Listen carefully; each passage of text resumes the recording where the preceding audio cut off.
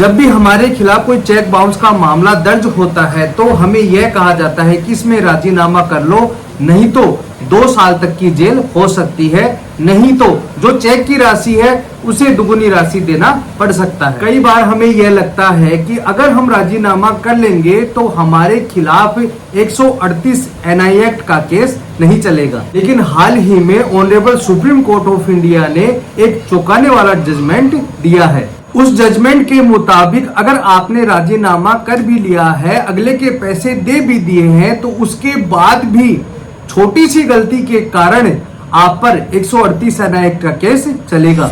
अब हमें उस गलती से कैसे बचना है, अगर आपको राजीनामा करना है तो कैसे करना है, साथ ही साथ हम जानेंगे 138 के कानून के बारे में। तो बने रहे वीडियो के अंत तक। मैं हेमंत सैनी एडवोकेट और आप देख रहे हैं हेमंत LLB। वीडियो अच्छा लगा हो तो प्लीज इसे लाइक करें। अगर आप चाहते हैं कि मैं आपके लिए ऐसे ही वीडियो बनाता रहूं तो प्लीज चैनल को सब्सक्राइब जरूर करें। आज हम बात कर रहे हैं सुप्रीम कोर्ट के लैंडमार्क जजमेंट की, Raj Reddy Kaleem versus State of Haryana. दोस्तों आगे बढ़ने से पहले आपसे रिक्वेस्ट यही रहेगी कि आप चैनल को सब्सक्राइब जरूर कर दें। ये जो केस है Raj Reddy versus State of Haryana, इसको मैं आपको सरल भाषा में समझा देता हूँ। यहाँ X नाम का व्यक्ति Y नाम के व्यक्ति को एक चेक देता है और वह चेक बाउंस हो जाता है। चेक बाउंस होने के बाद Y के द्वारा X को एक लीगल नोटिस दिया जाता है। लीगल नोटिस देने के बाद उसमें यह कहा जाता है कि या तो हमारे पैसे वापस दो, नहीं तो आपके खिलाफ 138 NI एक्ट का केस किया जाएगा। अल्टीमेटली X नाम के व्यक्ति के द्वारा पैसे नहीं दिए जाते हैं तो Y नाम के व्यक्ति के द्वारा संबंधित न्यायालय में 138 NI एक्ट का केस कर दिया जाता है। जब सारा ट्रायल हो जाता है तो उसके खिलाफ यह आदेश दिया जाता है कि उसे 2 साल की सजा दी जाती है और जो चेक की राशि है उसमें पेनल्टी जोड़कर आपको वह राशि देनी पड़ेगी। उसके बाद वह मामला जाता है हाई कोर्ट के पास और हाई कोर्ट के बाद वह जाता है मामला सुप्रीम कोर्ट के पास। इसी बीच दोनों पार्टियों में मध्यस्थता हो जाती है। X को यह लगता है कि अगर मैं पेमेंट कर देता हूं तो मैं जेल में जाने से बच जाऊंगा। उनके बीच में कई बार सेटलमेंट की भी बात होती है, कई बार सेटलमेंट हो भी जाता है और कई बार सेटलमेंट नहीं होता है और अंत में दोनों ही पार्टी पहुंचती है सुप्रीम कोर्ट के पास। जब यह मामला सुप्रीम कोर्ट पहुंचता है तो Y नाम का व्यक्ति यह कहता है कि हाँ, मैंने X नाम के व्यक्ति से राजीनामा कर लिया है, लेकिन वह बार बार में मुकर जाता है, यानी मना कर देता है। अब सुप्रीम कोर्ट के सामने एक दुविधा ये है कि X ने Y को सारा पैसा भी दे दिया है, बल्कि 10 लाख रुपए भी ज्यादा दिए हैं और जो एक्यूज्ड है वह 1 साल जेल में भी रहकर आ गया है। फिर तो अब केस को खत्म कर दिया जाना चाहिए। लेकिन दूसरा सवाल ये भी उठता है कि क्या राजीनामा के बेसिस पे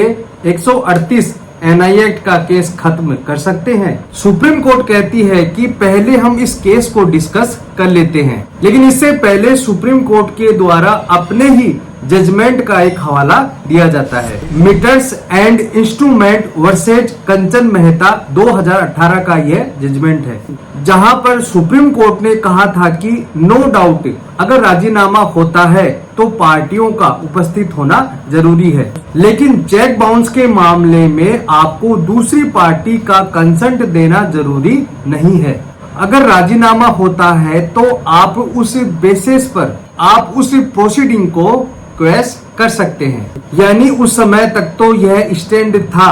अगर मैंने राजीनामा कर लिया है तो आपको प्रोसीडिंग क्वेश करनी होगी और मेरे खिलाफ कोई भी 138 NI एक्ट का केस नहीं चलेगा। लेकिन 2021 में सुप्रीम कोर्ट ने एक और जजमेंट दिया, जहां पर सुप्रीम कोर्ट ने बोला कि हम कंचन मेहता के जजमेंट को बैड लॉ डिक्लेयर करते हैं।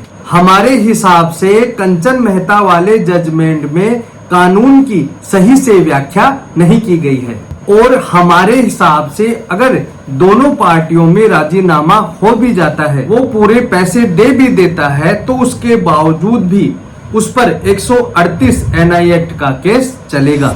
यानी सुप्रीम कोर्ट का जो फाइनल डायरेक्शन है, जो अब सेटल्ड लॉ है, वह यह है कि 138 के मामले में चाहे आपने पूरी राशि दे दी हो चाहे उसकी पेनल्टी भी दे दी हो, चाहे आप जेल में भी जाकर आ गए हों, लेकिन अगर वो राजीनामा कर भी रहे हैं या अगली पार्टी मुकर जाए या अगली पार्टी कंसेंट यानी सहमति ना दे, तो आप उस केस की प्रोसीडिंग को खत्म नहीं करवा सकते।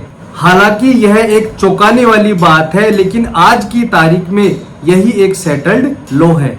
अब सवाल ये उठता है कि अगर ऐसी परिस्थितियां हो जाती हैं तो हम राजीनामा ही क्यों करेंगे। मैं आपको एक बहुत ही अच्छी बात बताने वाला हूं जो आपके बहुत ही काम में आने वाली है। सुप्रीम कोर्ट ने कहा कि नो डाउट कंपाउंडिंग तो नहीं हो सकती, क्योंकि वाई कहता है कि हमें किसी भी तरह का राजीनामा नहीं चाहिए।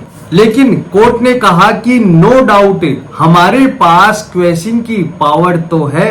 अगर कोर्ट को यह लगता है कि abuse of process of law अगर है तो प्रोसीडिंग को क्वेश्चन भी कर सकती है। कोर्ट ने यह कहा कि जो अमाउंट था आपने ऑलरेडी पे कर दिया है, इसके अलावा आपने 10 लाख ऊपर के भी दिए हैं, साथ ही साथ आपने 1 साल की जेल भी काट कर आए हैं, तो हमें यह लगता है कि इस प्रोसीडिंग को क्वेश्चन कर देना चाहिए। हम कंपाउंड तो नहीं कर सकते क्योंकि अगली पार्टी का कंसेंट नहीं है।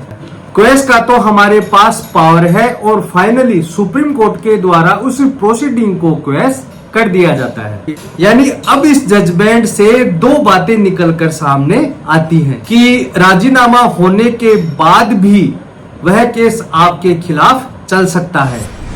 दूसरी बात यह निकलकर सामने आती है, कोर्ट को अगर यह लगता है तो आपकी प्रोसीडिंग को यानी 138 NI एक्ट के केस को क्वेश्चन भी कर सकता है। मतलब कि जब भी आप किसी पार्टी से राजीनामा कर रहे हैं या कोई एग्रीमेंट कर रहे हैं तो जाहिर सी बात है कि आप उसमें पैसों की लेन देन की बात तो लिखेंगे।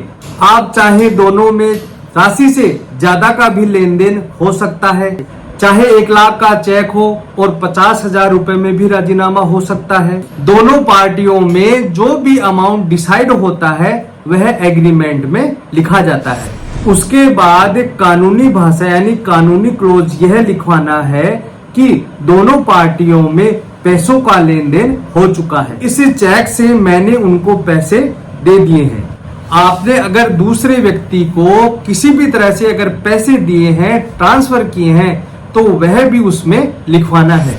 उस एग्रीमेंट में अब कुछ भी पैसा बकाया नहीं है और आप सहमति देते हैं कि जिस दिन आप कोर्ट में राजीनामा पेश करेंगे उस दिन मैं राजीनामा कर लूंगा। उससे यह होगा कि अगली पार्टी आपसे बाउंड हो जाएगी और वह पार्टी मुकर नहीं पाएगी। फिर भी पार्टी कोर्ट में जाकर यह कहती है कि सर मेरे कंसेंट यानी मेरी सहमति से कोई भी लेना देना नहीं है, और वह कहता है कि मैं तो केस आगे चलाऊंगा। अगर आपके पास पैसे देने के बाद उस पार्टी का लिखा हुआ एग्रीमेंट है तो उस एग्रीमेंट के बेसिस पर उस 138 NI एक्ट के केस को आप खत्म करवा सकते हैं, और जैसा कि सुप्रीम कोर्ट ने इस जजमेंट में किया है। तो इस प्रकार से अगर आपका भी कोई 138 का केस चल रहा है और आपने सारी राशि दे दी है तो ये सारी बातें आप एग्रीमेंट में लिखवा लें, और राजीनामा के लिए आप अगली व्यक्ति यानी अगली पार्टी की सहमति भी